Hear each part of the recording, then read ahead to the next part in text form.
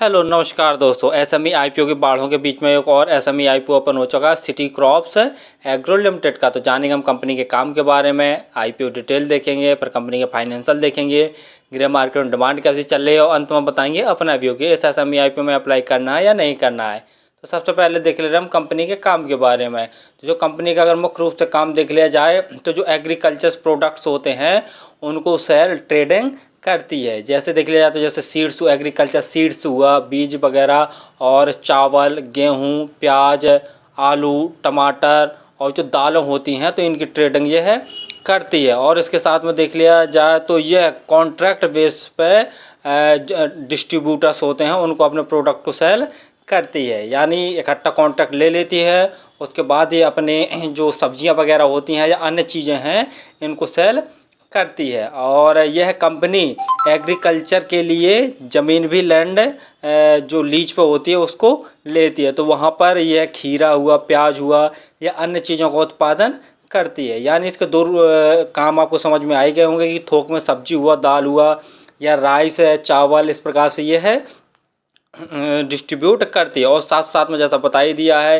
कि लीज पर ज़मीन लेते हैं, वहाँ पर भी यह है जो हरी सब्जियां होती हैं, अन्य चीज़ें होती हैं उनका उत्पादन, लहसुन वगैरह, प्याज वगैरह है तो उनका उत्पादन करती है मार्केट में डिमांड के हिसाब से। और कंपनी के पास देख लिया जाए तो लगभग 47 हेक्टेयर की इनके पास एग्रीकल्चर प्रोडक्शन के लिए ज़मीन है। और जो सिटी क्रॉप्स एग्रो है इसका अगर एरिया देखा जाए तो ये अहमदाबाद गुजरात में स्थित है। चलिए देख रहे हैं हम आईपीओ की डिटेल के बारे में। आईपीओ 26 सितंबर को ओपन हो चुका है और 29 सितंबर तक यह एसएमई आईपीओ ओपन रहेगा। जैसा देख रहे हैं प्राइस बैंड रखा गया और 25 रुपये पर शेयर का प्राइस बैंड रखा गया। लॉट साइज देखते हैं तो 6000 शेयरों का एक लॉट है। टोटल इशू साइज 15 करोड़ का इस एसएमई आईपीओ का टोटल इशू साइज रखा गया। जो लिस्टिंग है बीएसई एसएमई पर होगी।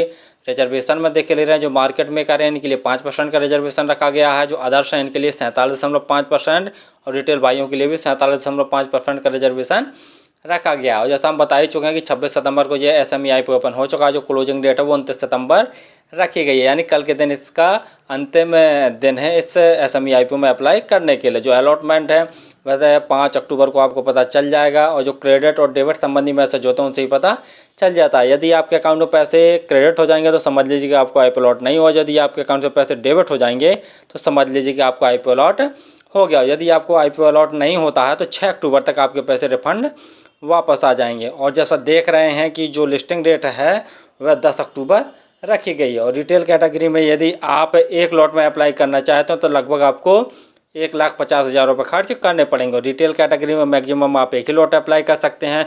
एचएनआई कैटेगरी में 2 लॉट अप्लाई कर सकते हैं, उसके लिए लगभग आपको 3 लाख रुपये खर्च करने पड़ेंगे।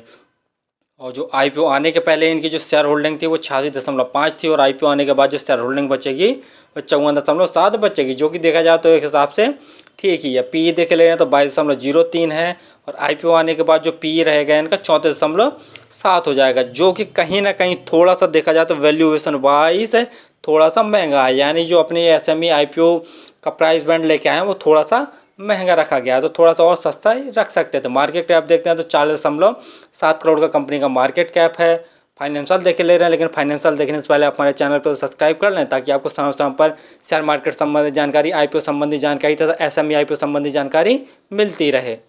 फाइनेंशियल में जैसा देख रहे हैं कि एसेट्स से साल दर साल लगातार बढ़ रहे हैं। रेवेन्यू की बात करते हैं, जैसा देखें जो ऑल अमाउंट्स इन लैक्स में दिए हुए हैं। तो जितने भी एसएमई आईपीओ होते हैं उनके लगभग जो वो फाइनेंशियल दिए रहता है अधिकांश उनका लैक्स में ही फाइनेंशियल दिए रहते हैं। तो रेवेन्यू की बात के ले रहे हैं तो मार्च 2021 में कंपनी का रेवेन्यू 348 लाख का था।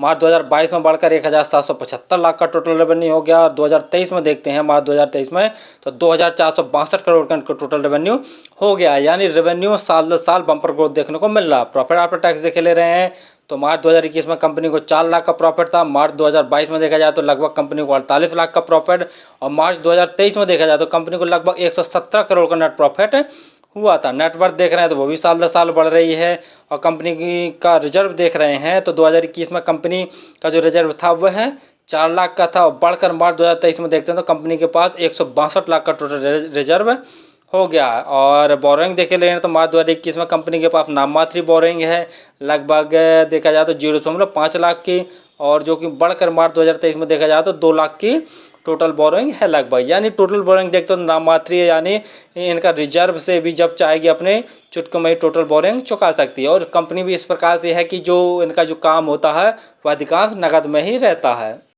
ग्रे मार्केट में डिमांड देखे ले तो ग्रे मार्केट में कोई भी डिमांड निकल के नहीं आ रही है, अर्थात ग्रे मार्केट में इसकी डिमांड 0 चल रही है। बाकी देखे ले रहे हैं कि जो कंपनी का काम है, कंपनी का काम तो ठीक ठाक है, विशेष डिमांडिंग वाला काम नहीं है। जैसा बता ही चुके हैं कि चावल, गेहूँ, प्याज, आलू, टमाटर, तो इन चीज़ों की ट्रेडिंग करके यह थोक में सेल करती है या कॉन्ट्रैक्ट बेस पर भी सेल करती है। और जो ज़मीन भी है तो ज़मीन भी ये लीज पे लेती है और वहाँ पर देखा जाए तो एग्रीकल्चर जो प्रोडक्ट होते हैं उनका उत्पादन करती है, जैसे प्याज हुआ, खीरा हुआ, या मार्केट डिमांड के हिसाब से जो भी चीज़ें हुई उनका उत्पादन करके सेल करती है। तो काम तो देखा जाए तो कुछ खास विशेष नहीं है। बाकी दूसरा पॉइंट देख ले रहे हैं कि इसकी जो फाइनेंशियल तो सही है और बोरिंग भी कंपनी के पास नहीं है, लेकिन जो अपना जो प्राइस बैंड लेके आए हैं वो थोड़ा सा महंगा लेके आए हैं, तो थोड़ा सा महंगा है। और बाकी देख ले ग्रे मार्केट में तो कोई डिमांड नहीं चल रही है, तो फिलहाल तो मेरे हिसाब से इस SME IPO को भी अवॉइड करना चाहिए, क्योंकि ग्रे मार्केट में कोई डिमांड निकल के नहीं आ रही है। हाँ, अगर कल के दिन ग्रे मार्केट में लगभग 30% से ज़्यादा अगर निकल के आती है तभी इस SME IPO में अप्लाई करें। और इससे भी अच्छा एक SME IPO जैसा हम उसके बारे में वीडियो बनाकर डाल ही चुके हैं, गोयल साल्ट लिमिटेड का, तो इसका रिव्यू का वीडियो आप देख लीजिए। इसकी ग्रे मार्केट में भी डिमांड सही चल रही है और फाइनेंशियल भी सही है, तो मेरे हिसाब से तो आप गोयल साल्ट लिमिटेड को अप्लाई कर सकते हैं। और फिर भी किसी IPO या SME IPO में अप्लाई क्या करें तो एक बार स्वयं के एनालिसिस जरूर कर लिया करें, या आपके जो फाइनेंशियल एडवाइज़र हैं उनसे सलाह जरूर ले लिया करें, और अपने रिस्क पर ही किसी IPO या SME IPO में अप्लाई किया करें। धन्यवाद।